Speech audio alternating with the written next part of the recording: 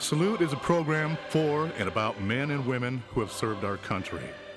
Our program includes news about the laws that affect veterans, information on benefits and services, and news from veterans organizations. And now, our host, Bob Peters. Hello and welcome to Salute. My guest today is Joe Weber. Yeah. I want to thank you for coming on the show, Joe. You're a Navy veteran.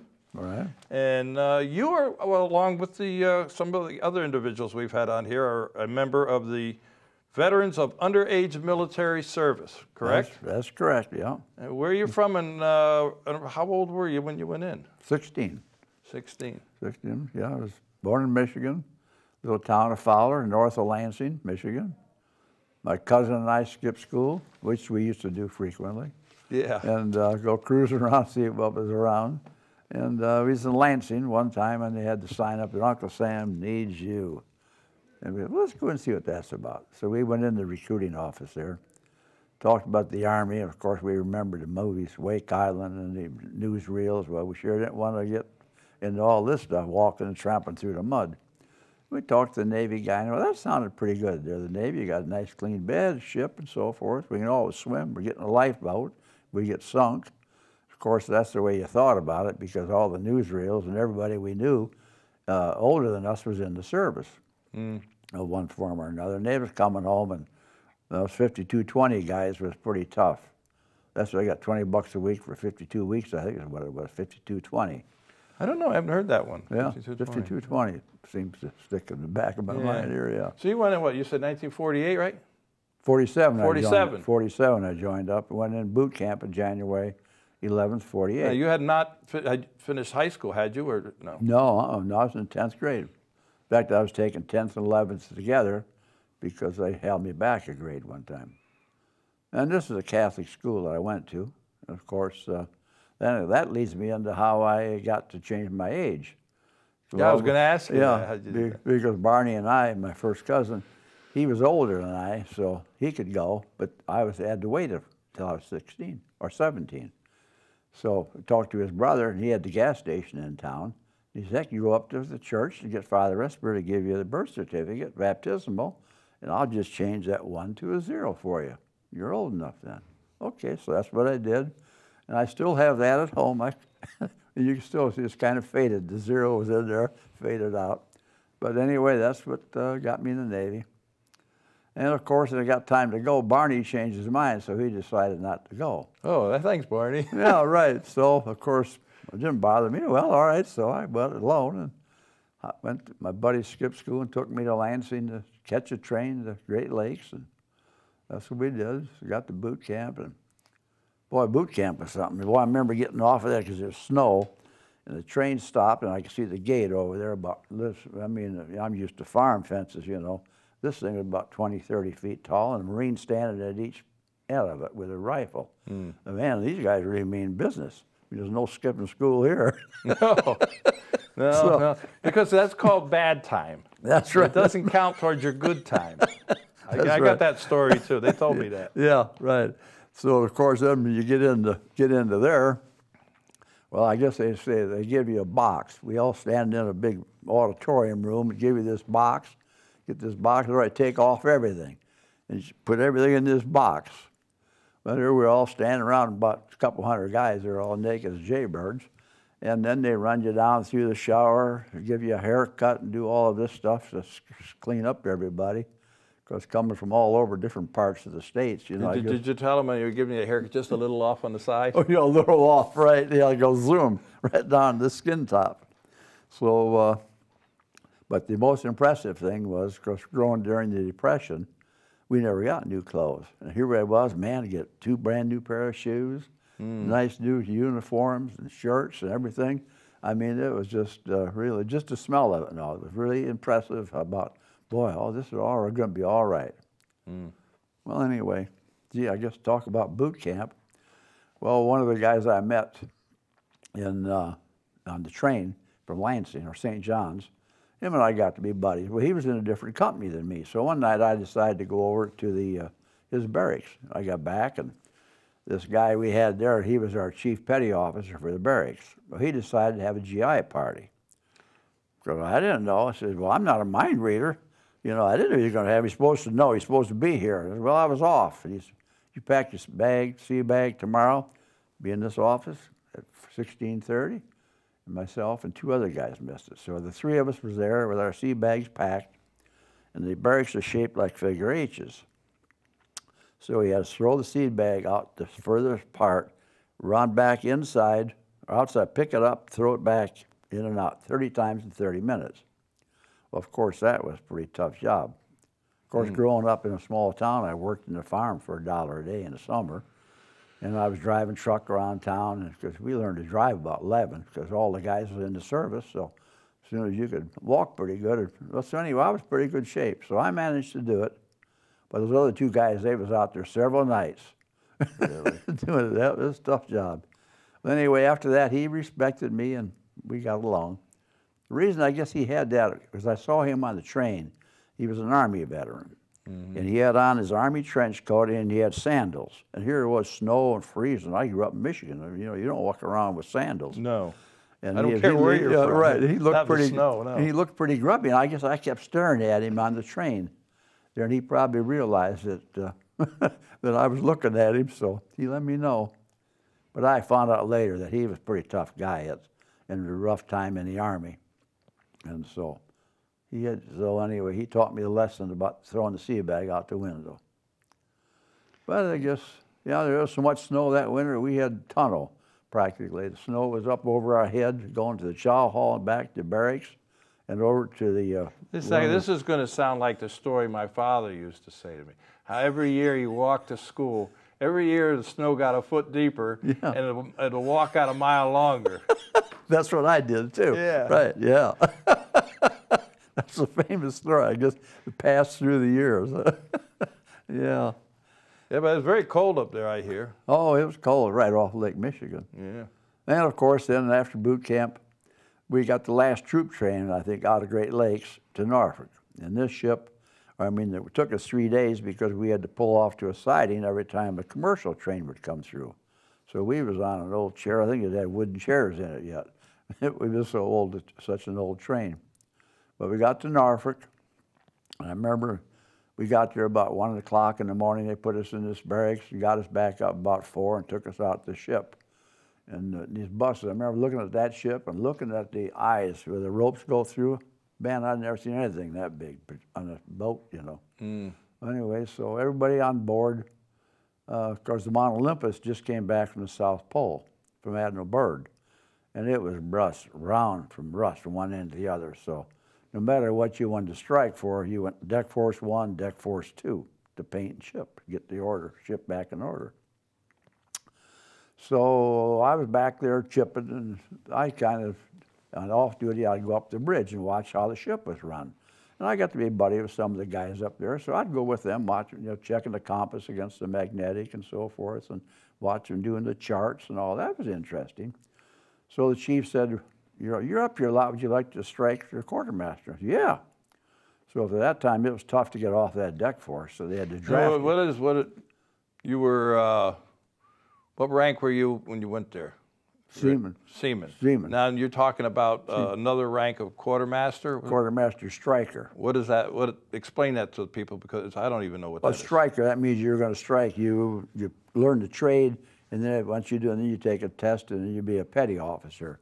Okay. 3rd class. Then once you make it, then yeah. But anyway, I never got that far because I did fine. I learned a lot of the things, basics. But then he says one day we're going to learn semaphore. So my buddy Courtney, him and I was out there one day, and we learned semaphore and A, B, C's and all this. And I said, you know, geez, I'm a terrible speller. If somebody dictated, I'm going to have trouble here. And he says, hey, your best bet is to do the same as you did here. Go down to the print shop and hang around down there, and maybe they'll draft you in there. So this is exactly what I did. So is there anything you need to look? You can look it up and find out how to spell it then. Sounds good to me. So I got down there and got in the print shop. My buddy O'Brien, him and I got troubles doing something. The chief had us cleaning the steps with a tough toothbrush and nicotine. Oh, boy. Well, anyway, and they came over the PA system. This is Ensign Balgani's, all hands, Anybody interested in going out for the amphibious football team, report to Ensign McGinnis out in the main deck. We looked at each other. Let's go. That's an order, you know. Yeah. So, That's better than his toothbrush. yeah. So we ended up going to Little Creek, Virginia. And we had about 3 days of just working out and so forth. Finally, our coach there said to us, "You see those guys over there? I mean, they were like, you know, professional ball players, you know, big, husky. We're going to have a scrimmage tomorrow. Now, you want to scrimmage with those guys tomorrow, or do you want to go back to the ship today?" I said, "Well, I guess we'll go back to the ship." At least we have all our bones in one piece. Yeah. So, well, anyway, I guess the next thing I kind of goofed up on, one morning they had reveille early, but we didn't have to go to quarter muster until 8 o'clock. So I told my buddy, we was in bunk room, you sleep by those canvas beds. Mm-hmm. You sleep in that. I told him, "Hey, I'm going to go up to the cruise lounge and sleep till muster at 8 o'clock. Well, apparently he never heard me. 11 o'clock, the bosun mate found me at the master at arms up in the cruise lounge. I was sleeping yet. So I went on report, and after being on report, then I had to go to captain's mast. Well, in the meantime, they both put me on. I said, "Heck, I wanted to go to New York." We was on our way to New York, and boy, I'd never been there. That's something I would have liked to see, New York. In a big city. He said, "Well, go up, talk to Commander Buckley. Maybe he'll let you go." Of course, heck, I come from a little town. Somebody said, "Yeah, well, all right." So I went up and knocked on his door and told him the story. And I said, "I'd like to go ashore."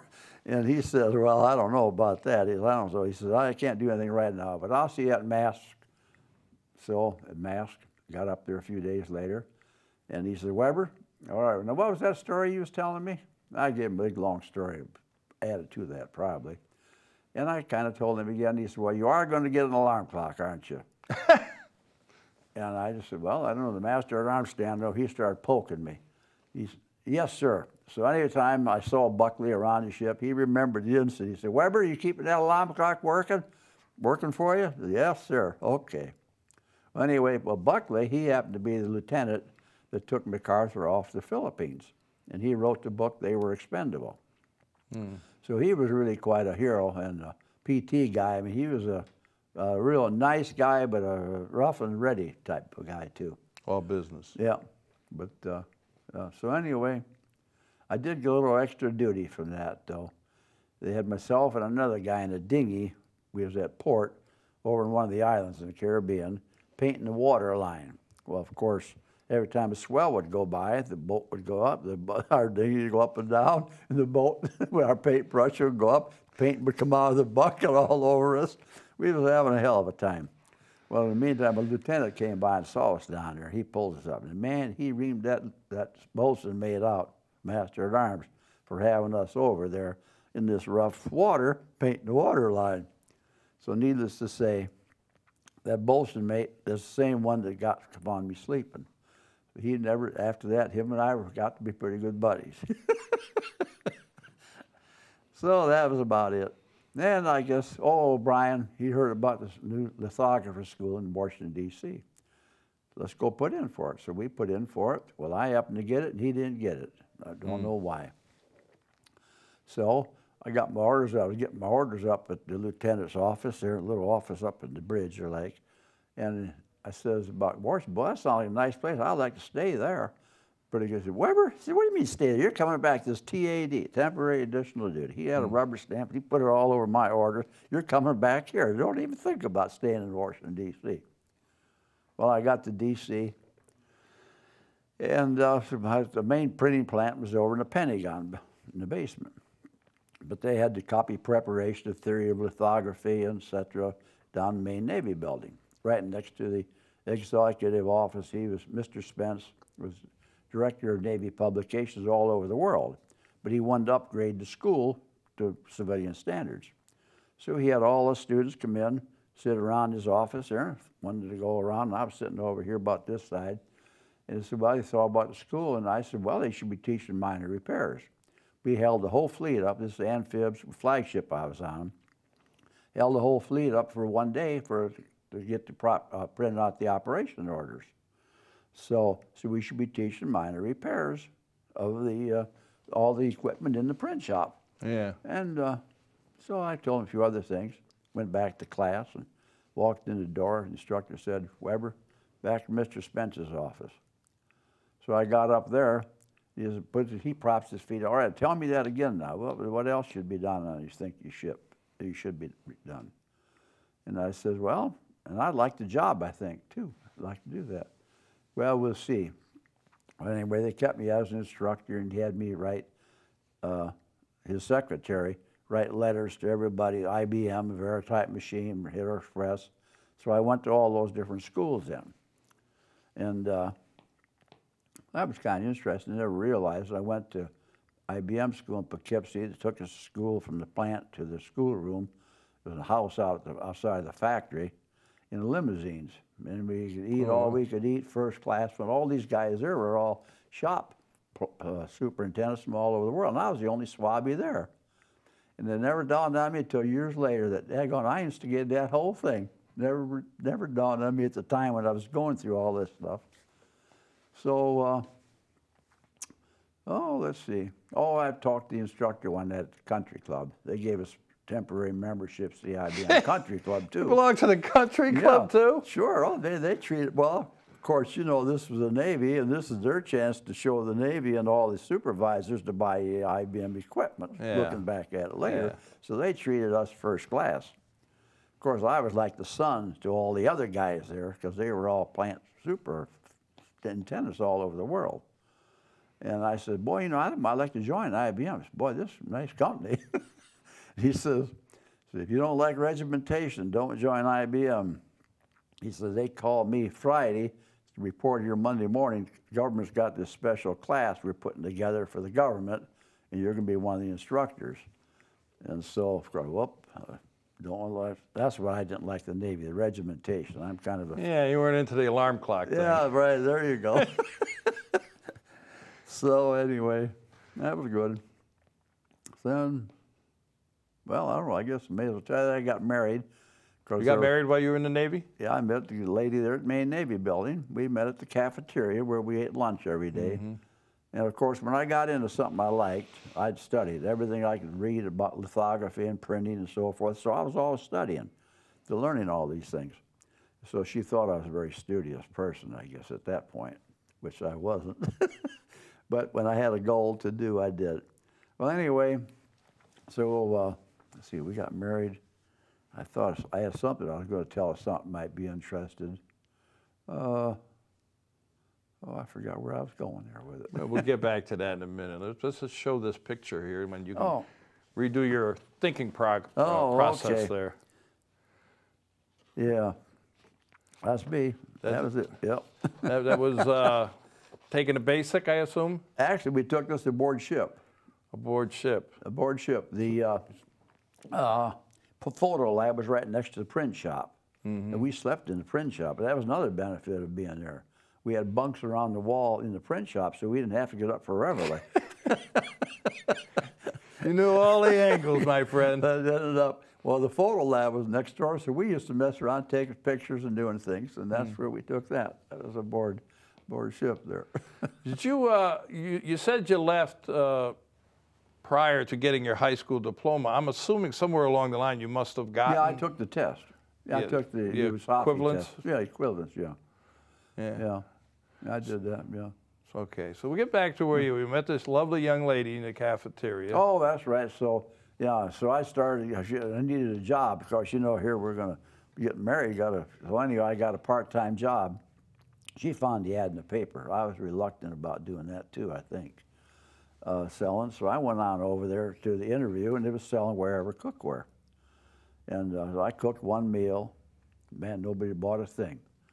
Well, anyway, I went back to work, and of course, all these single girls I knew at Main Navy Building, I was telling them they ought to buy this cookware for their mothers, you know, waterless, good health, and all this stuff. And so you're still in the Navy, but you're selling pots and pans on the side. Part-time, that's right. You are a character, my friend. So, of course, then I'd go at night, sell their roommates, and I was making more money in a day than I made all month in the Navy. And, of course, this thing kept right on going. In fact, it was so good, I went into Mr. Spence's office one day. I told him, I'm selling these pots and pans. Man, I'm making so much money. It's got to be illegal or something. I don't want to go to jail or make the Navy look bad for what I'm doing. I just couldn't believe he'd make this kind of money so easy. Thought there was something wrong with it. He said, oh, Weber, you're just a good salesman. Just go ahead, keep selling. Because he wanted me to stay there. He wanted to send me. In fact, he really kind of adopted me. Because he was always Mr. Spence, but I'd take me home once in a while on the weekend. He was newly married and helped me paint the fence or do something, mow the grass around there. And so he was like my mentor in a lot of things that kind of guided me and helped me. And looking back, I really realized that what he was doing, I didn't know it at the time, but he really did. He let me go with my whatever roles I was going at. I was always coming up with something that should be changed or done differently or better or something. Yeah. My wife still accuses me that, gets upset about it. So you did 4 years in the Navy, and when you got out, did you have any kids but now, or? Yeah, he was born the day I got out, to see, January the 11th or 12th of January of 48, or 52. My son was born February the 12th. The same day, right to the day, they were going to throw me, and this was at Bethesda Naval Hospital. And they was talking about, hey, if you don't have this baby, you only have 30 days. I don't know what we're going to do. And I guess, anyway, luckily, he was born on my last day of grace after 30 days. Otherwise, you would have had to re-enlist, right? Yeah, right. So anyway, then I got in that business full time, and one thing led to another. Rather than selling, I changed the whole business there in cookware too, because they always cooked dinners, and I just went on referrals, kept selling people and getting referrals. And I set up a program for referrals, gifts, for recommending somebody would buy, and one thing led to another. And I bought a convertible, took it back, drove that back to Michigan. All my buddies, at 4 or 5 years either side of my age, if Weber can get a convertible, they're selling pots and pans. So both of my brothers started. About everybody I knew started selling cookware in Michigan. That's a brand name, Weber. The grills and all that, is that your business too, or what? No, I never had the grills. No? But yeah, it was really great. So of course then, they worked directly for the factory, West Bend. Yeah, that was West Bend at that time. And I was working for a distributor in D.C. And of course, that distributor, he kept taking all the promotions because I'd hire the same thing I did with my convertible. I hired a guy that worked at the FBI. At that time, the FBI, the FBI hired. You hired an FBI agent? No, they hired all these guys and girls from these small towns all over the South to come in and do fingerprint technicians. They did it manually. Right, that's where they start. Yeah, so there was thousands of these people around, and we had this one community that's all they lived in. All these young people worked with the FBI, pretty much. So I remember the guy, Bob Dunlap, I hired him, and same thing, we got him a convertible, $100 down, Chevy, 57, this is 1957, 57 Chevy. I had a salesman out in Silver Spring that would send the papers to their parents and get it all co-signed. Well, anyway, he drove that convertible back to where he lived. His buddy said, hey, you get a convertible. I'm going to sell pots and pans too. So this thing parlayed. Yeah. And if needless to say, it really, and everything kept going. And I kept working on referral programs and one thing and another. And I was very fortunate and lucky, really. I ended up getting that. That because of all of that, West Bend gave me a plan. And Mr. Hanna, Clark Hanna, is another guy. He was a mentor of mine too, that worked for the other distributor I worked for, was telling me that, because my boss was taking all the bonuses that the guys was getting out of my pay. He said, well, you're going to have to start selling again. I said, well, I don't have time. I'm, motivating these guys and so forth. So Clark Hanna encouraged me to go to West Bend and to get my own franchise. So that's what I did. And he said, be sure to have them give you the finance plan, get the money. And they did. Is that where you retired from? Yep. Yeah. I retired at 40 the first time. The first time? Because I built a building for the business. We were paying rent. I had, and they used to have people working out of their houses. And I thought, no, you're going to be in business, you got to have an office. So I opened up offices. I had 9 offices around D.C. and Pennsylvania and all, and little offices.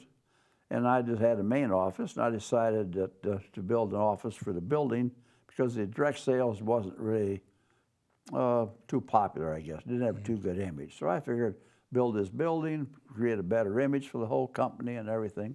And I built the building.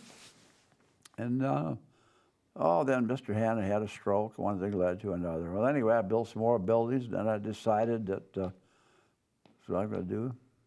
So I retired from just about everything, except build some more buildings. And you live now here in the Villages also? Yeah, live in the Villages. Yeah. So life has been great. And I'll tell you, the main thing is going in the Navy. All of this never would have happened, because if I'd have stayed in Fowler, Michigan, I've been working as a farmer in a factory. One question I want you to answer real quick, because we're almost out of time. When you went to basic, did you know how to swim already? Oh, yeah. Oh, yeah? We used to go swimming down the creek. Yes, I never could swim, Yeah, so why Navy wasn't was out for me. Oh, yeah. But I want to thank you for coming on the show, Joe. And, Did I talk that long? we've got about 40 seconds. Anything you want to say in 40 seconds or less? No, life is great. All I can say is get your kids to join the service. It's the greatest thing. It sure creates a lot of opportunities and makes men out of boys. And I was one of those boys that... And we have a lot to be thankful for those people that are serving in our military Certainly nowadays, is. the men and the women, of course. Thank you, Bob. I Enjoy thank it. you, my friend. So Sure I have to say goodbye, and this is how I do it. To all our veterans out there, our active military, and their families, we salute you for all you do. Till next time. Now we say.